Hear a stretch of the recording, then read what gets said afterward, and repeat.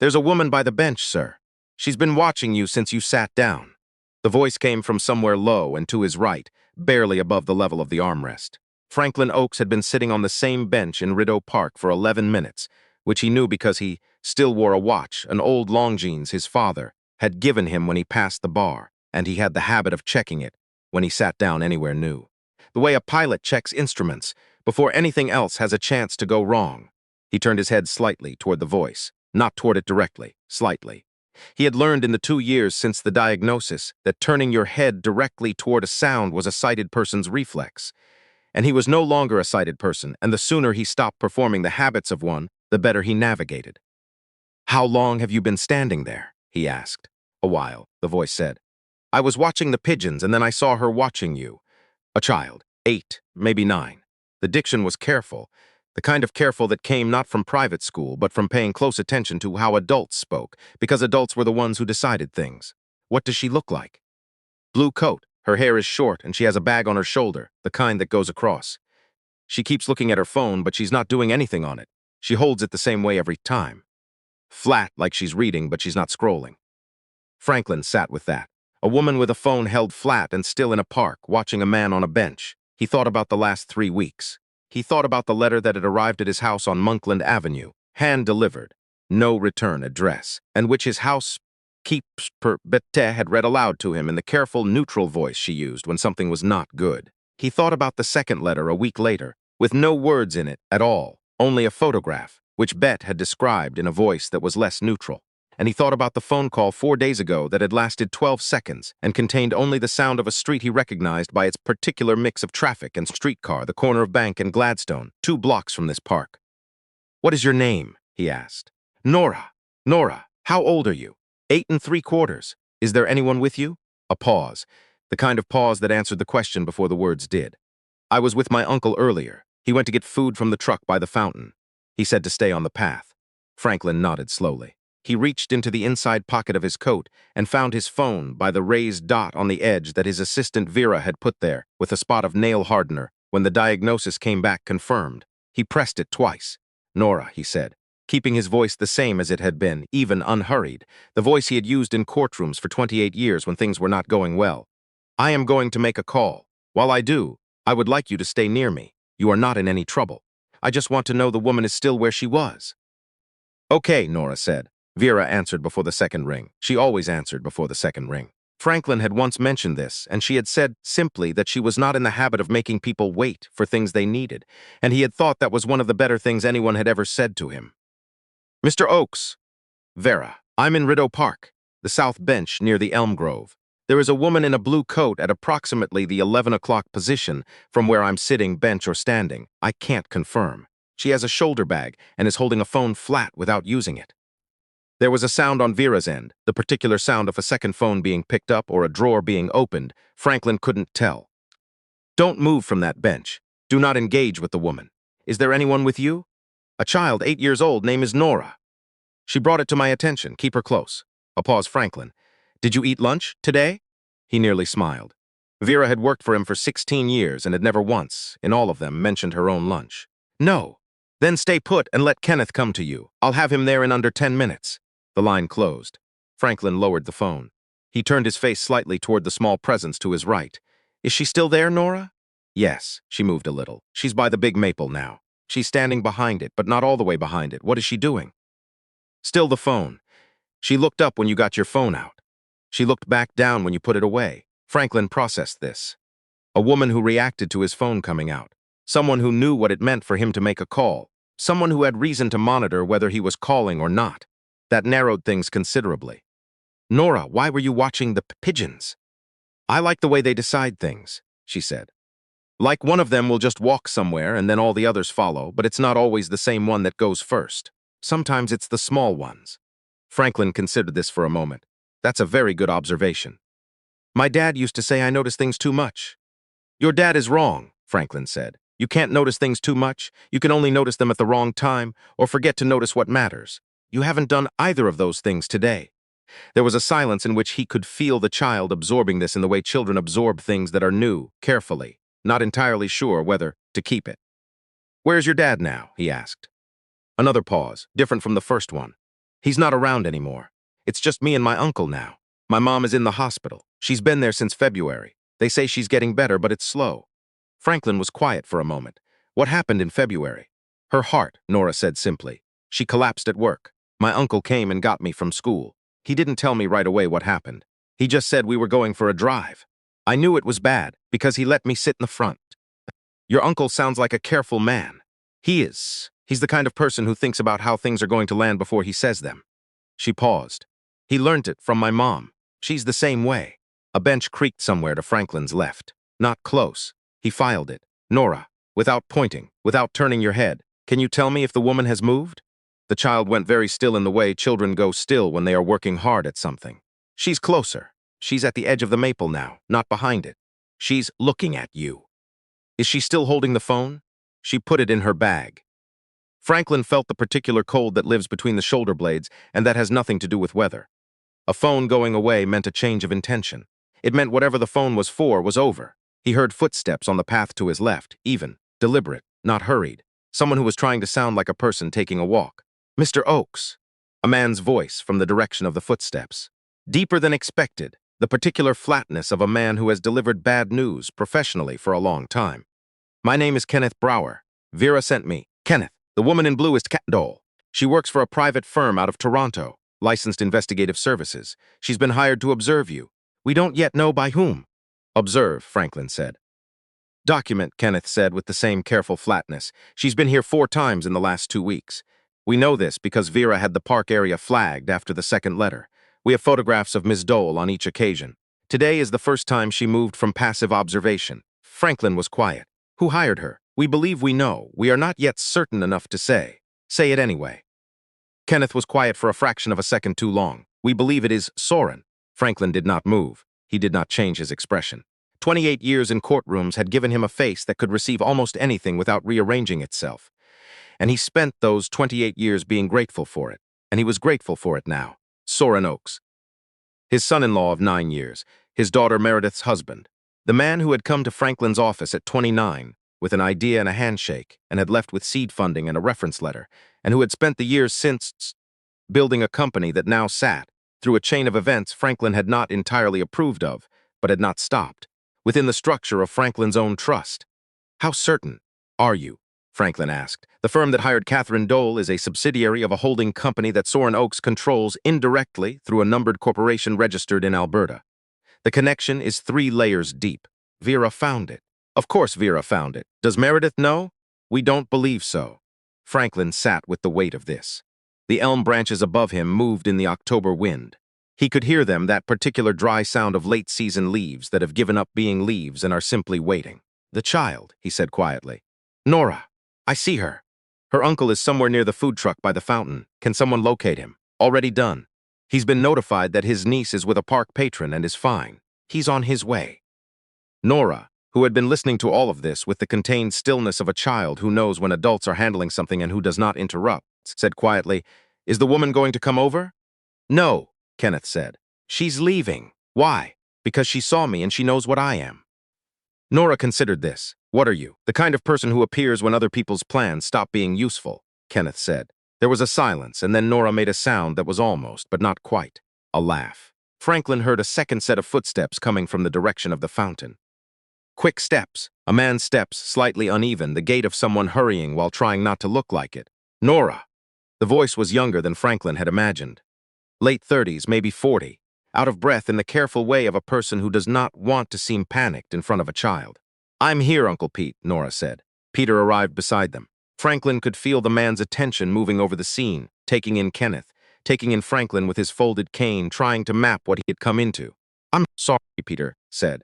She's supposed to stay on the path. I was only... She did stay on the path, Franklin said. She was precisely where you told her to be. She also noticed something I could not see myself and brought it to my attention. Your niece has very good eyes. A pause. Then Peter said, in a voice that had changed slightly, She does. She always has. She told me about her mother. Another pause. Longer. It's been a hard stretch, Peter said. We're managing. I imagine you are. Franklin turned his face slightly toward the small presence to his right. Nora, your uncle is here. Before you go, I want to ask you one thing and you can say no. Okay, the food truck by the fountain. What does it sell? The question surprised her. He could tell by the small delay. Poutine, mostly. And those little donuts with the sugar beaver tails? Kenneth said. No, the other ones. Smaller. Is your uncle the kind of person who would let you have the small donuts if someone else was paying? Peter made a sound. Yes, Nora said carefully, as though she suspected a trap. Then the four of us are going to walk to the food truck, and you are going to have the donuts. And your uncle is going to have whatever he likes. And Kenneth is going to stand nearby looking useful. And I am going to explain some things to your uncle about what just happened here and why it matters that you saw what you saw. Franklin found his cane and stood. Is that acceptable? Yes, sir, Nora said. They walked. Nora took hold of his sleeve without being asked, the same instinct the child had simply, which Franklin noticed but did not remark on. The path was level and clean, October leaves pushed to the edges. Somewhere across the park, a dog barked twice and stopped.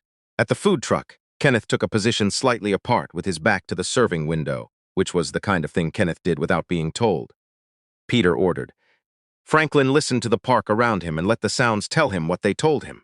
When they were settled at a nearby table, Franklin eating nothing and holding a coffee he did not need, but which gave his hands something to do, he told Peter the short version of what had happened that morning, not the full version, the version that explained why his niece had done the right thing and what it had meant. Peter listened without interrupting. He was, Franklin noted, exactly the kind of person Nora had described. Someone who thought about how things land. Is she in any danger? Peter asked when Franklin was done. Nora, because of what she saw. No, Franklin said. She saw a woman watching a man in a park. That is not a thing that creates danger for the one who sees it. The only person in any danger in this situation has been me, and that situation is now being managed. Peter was quiet for a moment. Do you have children? He asked. A daughter, Franklin said. She is 34. She lives in Ottawa. He did not say anything more than that, and Peter did not ask. Nora, who had been eating the small donuts with the focused devotion of someone who had been told there, were exactly 12 and intended to experience each one, said without looking up, Do you miss seeing things? The question arrived clean, no preamble. The way questions arrive from children who have not yet learned to apologize for their own curiosity. Yes, Franklin said. What do you miss most? He had been asked this before in different forms, by people who meant well and people who didn't. He had given various answers. He gave the true one now. Faces, he said. Not famous ones or beautiful ones, just the faces of people I know. The way a person's face does the thing it does when it's doing something small, when they're thinking about what to say, when they've just understood something, when they're trying not to cry. Nora was quiet for a moment. I can describe faces, she said, if you want, like, my uncle right now has the face he gets when he's thinking about something serious, but doesn't want me to know he's thinking about it. Peter made a sound. What does that look like? Franklin asked. He squints a little on just one side, his right side, and his jaw goes kind of forward. Peter, Franklin said, is that accurate? I'm not going to answer that, Peter said. Nora laughed. It was a full, clear laugh, the kind children produce when adults inadvertently hand them exactly what they needed, and Franklin thought it was one of the better sounds he had heard in recent memory. Kenneth appeared at the edge of the table. Mr. Oakes, Vera is asking for you. Franklin excused himself and stood a few steps from the table while Kenneth held the phone. It's confirmed, Vera said. Soren's assistant has been in contact with the Dole firm 3 separate times in the last 6 weeks. The calls are logged. We also have, and this came in while you were in the park, a communication between Soren and a man named Hartley, Malcolm Hartley. I need you not to react to this name. I know the name. I know you do. He has done this kind of work before, Franklin. He doesn't investigate. He acts. Franklin stood very still. The park went on around him, entirely ordinary, entirely indifferent. How close is he to being ready? We believe today was the last step of the documentation phase. Catherine Dole reporting back meant that Soren had confirmed your routine, your movements, your habits in this park. The timing we think is within the week. Meredith. I know. She cannot be near him when this is resolved. She cannot be in that house. I have already spoken with her colleague at the university.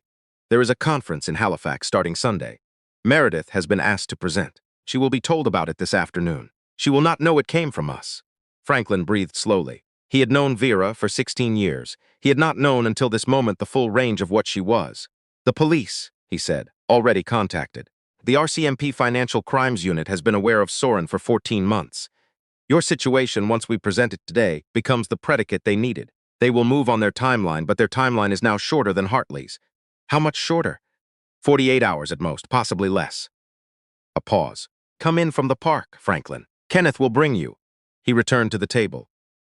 Nora was on her last donut, holding it with both hands and eating it slowly in the way of someone who has decided this one deserves more attention than the others. "I have to go," Franklin said. "There are some things that need attending to." Peter nodded.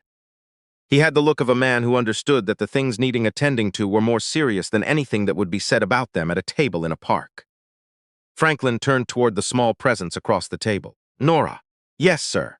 I would like to ask you something, and you and your uncle can discuss it, and the answer can be no." "Okay. Your mother is in hospital. You and your uncle are managing," as he said. "Managing is the correct word for it, and it is not a small thing." He found his card in his pocket, the one with the raised letters that Vera had ordered 2 years ago without being asked. He set it on the table. "Vera, whose name is on that card, is a person who knows how to find things out. She found out something today that I needed to know, and she did it because she is extraordinary at her work.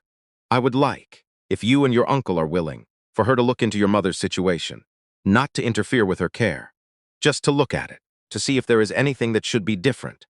Nora was quiet. Peter picked up the card and held it. "We can't pay for," Peter began. "I am not asking you to pay for anything. I am offering to use something I have, which is a person who is very good at understanding complicated medical situations, because a child used something she had, which is a pair of eyes that work correctly, and those eyes may have saved my life this afternoon." He paused. "Those things balance each other, I think." The table was quiet for a moment. "She's at the Civic," Peter said. "Cardiac unit. Vera will know what to do with that." Peter nodded slowly. He folded the card and put it in his jacket pocket. "Thank you," he said. It was the kind of thank you that meant several things at once, and Franklin understood all of them. He left with Kenneth. In the car, a black Suburban that smelled of clean upholstery and the faint pine of a freshly placed air freshener, he sat with his hands in his lap and let himself be quiet. "Kenneth," he said after a few minutes. "Sir, my daughter doesn't know about any of this." "No, sir. She married him because she thought he was someone worth marrying. She's not wrong about people in general. She was wrong about this one." "It happens to careful people," Kenneth said. "He presented very well." "He did. I helped him present well. I wrote the letter. I gave the funding." He paused. "That is not something I will stop being responsible for. You acted in good faith. Good faith doesn't undo things." Kenneth didn't argue with that. He was a man who had spent a career among people who dealt in the distance between intentions and outcomes, and he understood that distance better than most.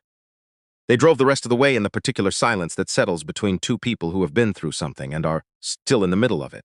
Vera was in the office when they arrived, standing at the long table by the windows with 3 monitors arranged in a slight arc and a phone at each ear, which was not unusual. She lowered both phones when Franklin came in. "Sit down," she said. "I'm fine standing. You haven't eaten since this morning. Sit down." He sat. She briefed him for 40 minutes.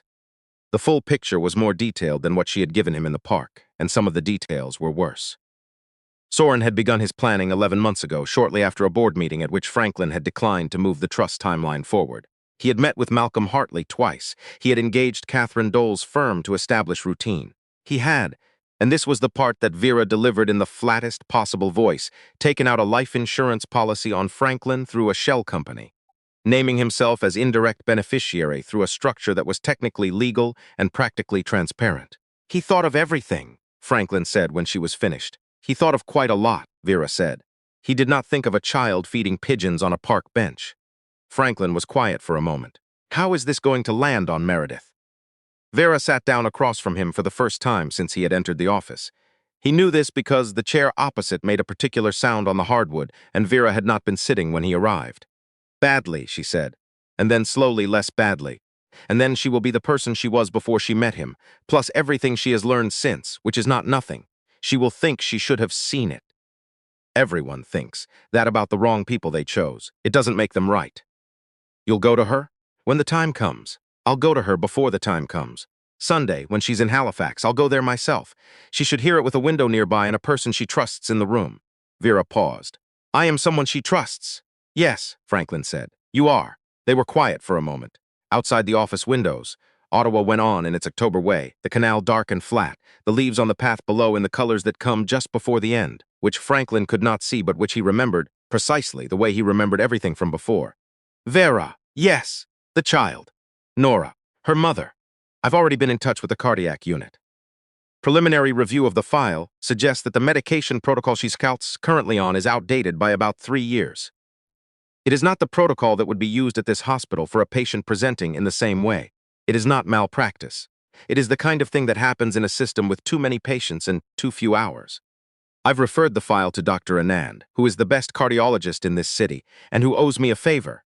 Owes you a favor, Franklin said. I do not waste the favors people owe me. Franklin said nothing for a moment. How long have you been in contact with the cardiac unit? Since this afternoon. When you told me there was a child in the park whose mother was at the Civic, I looked up the file. The card you gave them was going to take time, but I did not see a reason to wait for the card.